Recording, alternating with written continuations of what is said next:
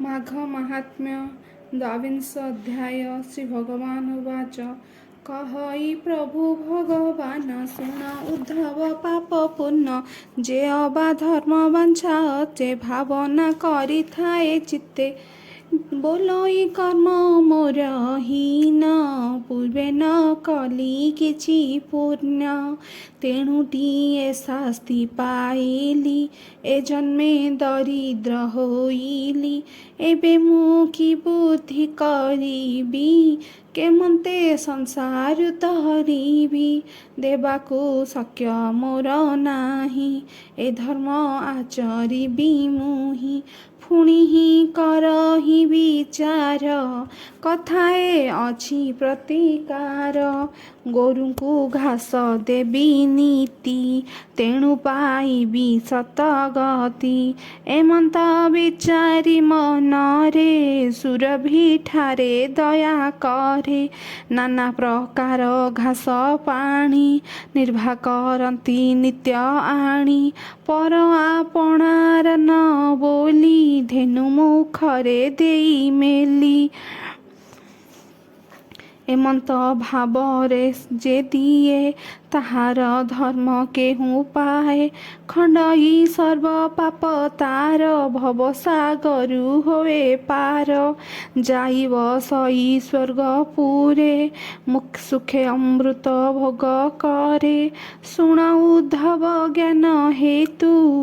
तो आगे करिअछि तत्व जे प्राणी ज्ञान मने करे महादेवଙ୍କ द्रव्य हरे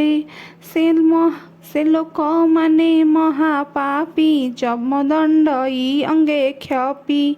पुणी ताहाकु घेनी जाती नरके नेण पकांती ब्रह्मांक दिवस एक जाए से प्राणी नरके पड़ी थाए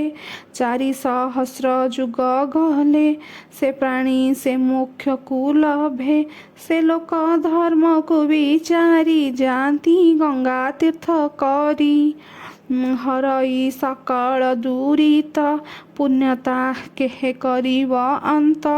ताहार सतेक पुरुष बसंती स्वर्गरे अवश्य से गंगा जाई न पारिब से प्राणी एमंत करिब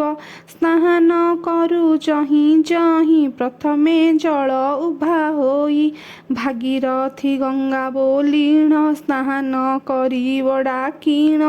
एमंते डाके 3 थर स्नान करी रे बाजले गंगा स्नान फल पाई से प्राणी मुक्ति हुई से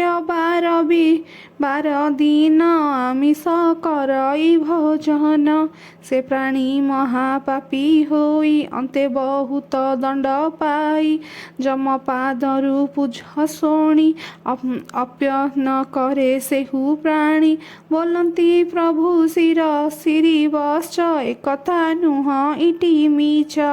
उद्धव शुण उद्धव एक मने मंचमंडले जेउ जने पापकु थांती भय करी निरंते थांती प्राणी डरी कर्म किरती विचारंती कूप पोखरी खोलावंती अनेक धर्म होए तार अंते बसई स्वर्गपुर जे बण प्राणी काम बसे चित्त बड़ाई रति रसे जहाँ संगते करे रति मदन रसे थाए मति अतहि हुआई दोष जेते संक्षेपी कहिबा तते आउ कथाए एबे शुण विवेकी जनंकर गुण हिंसा वैराग्य हरि हरि सात्विक गुण कर्म करी तप करई धर्म अर्थे दियई अन्न जल जेते विप्रे दियंती बहु दान तेणु लभई महापुण्य एमंत भावे जाग कले अंते लभिबु पुण्य फले ए आदि पाप पुण्य जेते सबु कहिबा तो अग्रते जेबे उल्लग्न होई थांती जलर भितरे पसंती ମହାପାତକି ସେହୁ ନର ବ୍ୟର୍ଥେ ସବୁ କର୍ମ ତାର ଅଳପ ବହୁ ପାପ ଅଛି ଜନ୍ମ ଦିଅନ୍ତି ତାକୁ ଶାସ୍ତି ଏକଥା ଅଟଇ ପ୍ରମାଣ ସମସ୍ତ ଅଟଇ ଭିଆଣ ବିଷ୍ଣୁ ଭକତି ଯେଉଁ ଜନ ମୋ ପାଦେ ନିବେଶଇ ମନ ପତି ପତନ ଅର୍ଥ ପ୍ରାଣ ସମସ୍ତେ ମୋର ସମର୍ପଣ ମୋ ନାମ ନିତ୍ୟ ହେ ଧରାଇ ମୋ ବିନୁ ଅନ୍ୟ ନ ଜାଣଇ ମୋ ରୂପ ଦେଖଇ ନୟନେ ମୋ ମହିମା ଶୁଣେ କର୍ଣ୍ଣେ ଛପନ କୋଟି ଜୀବ ଠାରେ ସର୍ବଦା ଉପକାର କରେ ଏସନ ଭାବେ ଯେଉଁ ଲୋକ ସେ ପ୍ରାଣୀ ମତହୁ ଅଧିକ ନିଷ୍ପାପ ହୋଇ ତାର ଗାତ୍ର କଳୁଷ ଛାର କେତେ ମାତ୍ର ସେ ଯମ ଲୋକଙ୍କୁ ନ ଯାଇ ଅନ୍ତେଣ ମୋର ଅଙ୍ଗେ ମିଶଇ ଅଶେଷ ମହିମା ମୋହର ମତେ ସେବନ୍ତି ସୁର ନର ଉଦ୍ଧବ ମୋର ପାଦେ ସେବ ଅନ୍ତେ ପାଇବୁ ସ୍ୱର୍ଗ ଠାବ ଏରବି ତଳେ ଦେହ ବହି ଯେ ହରି ନାମ ନ ଭାବଇ କର୍ଣ୍ଣେ ନ ଶୁଣେ ମୋର ଗୀତ ନ କରେ ଏକାଦଶୀ ବ୍ରତ ତାହାକୁ ମନୁଷ୍ୟ ନ ଗଣ ଜୀବ ଥାଉ ଅକାରଣ ସେ ପ୍ରାଣୀ ରାକ୍ଷସର ସରି ନ ପରେ ଭବ ଜଳୁ ତରି ବହୁତ ଯମ ଦଣ୍ଡ ପାଇ ଘୋର ପଡ଼ଇ ଘୋର ନର୍କେ ଯାଇ ଆହୁରି କଥାଏ କହିବା ଯେ କରେ ତୁଳସୀର ସେବା ତା ପୁଣ୍ୟ କେ କହିବା ଲେଖା ମିଷ୍ଟ ହୁଅନ୍ତି ତାର ସଖା ତୁଳସୀ ଥାଏ ଯେଉଁଠାରେ ତୀର୍ଥ ବସନ୍ତି ସେ ସ୍ଥାନରେ ତୁଳସୀ ଠାରେ ମୋର ଶ୍ରଦ୍ଧା ପ୍ରତ୍ୟକ୍ଷ ଅଟଇ ସେ ସିଦ୍ଧା ତୁଳସୀ ବନେ ବାସ ମୋର କ୍ଷଣେ ନୁହଇ ଅନ୍ତର ତୁଳସୀ ମୂଳେ ଗଙ୍ଗା ଥାଇ ଶାଖାରେ ଅଗ୍ରେ ମୁଁ ବିଚେ ପତ୍ରେ ସକଳ ଯଜ୍ଞେ ଥାନ୍ତି ଜଟାରେ ଈଶ୍ୱର ପାର୍ବତୀ ସେ ଭାବ ଅଟଇ ଯେ ତରୁ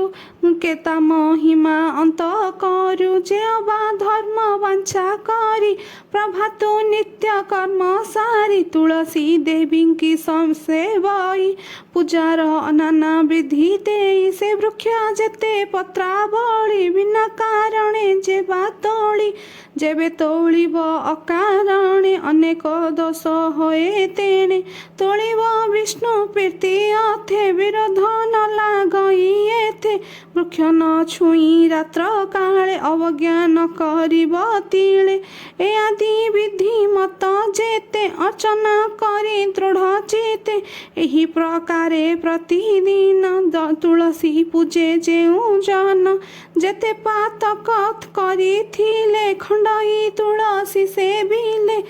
ଦୋଚାରି ହୋଇଥିଲେ ସ୍ତ୍ରୀ ତୁଳସୀ ସେବିଲେ ନିସ୍ତରୀ ବୈକୁଣ୍ଠେ ବସଇ ନିଶ୍ଚୟ ଏକଥା କେବେ ଆନ ନହେ ତୁଳସୀ ଦେବୀଙ୍କ ମହିମା ଅନ୍ତ ନ ପାନ୍ତି ଦେବ ବ୍ରହ୍ମା ଯହୁଁ ତୁଳସୀ ଥାଏ ଜାଣ ତହିଁ ବିଜୟ ନାରାୟଣ ନିମିଷେ ନ ପାରନ୍ତି ମୂର୍ଚ୍ଛି ତା ଯଶ ଅଙ୍ଗେ ବହିଛନ୍ତି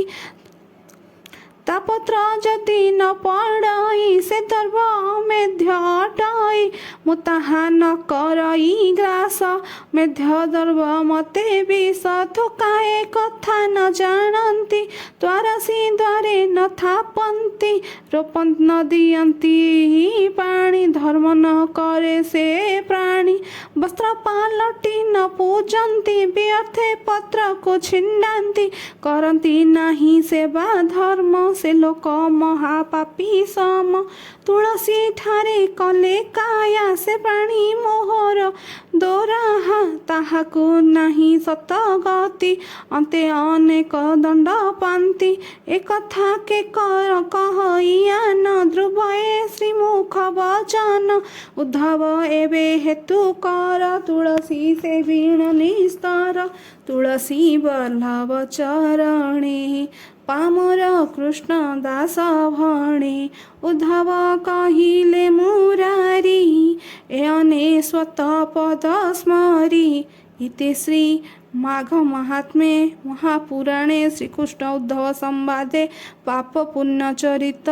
कथने नाम द्वाविंश अध्याय भीमस्य रणभंगे मुनिरपि मतिभ्रम जदि शुद्धम शुद्ध मम दोष न विद्यति हरि बोल।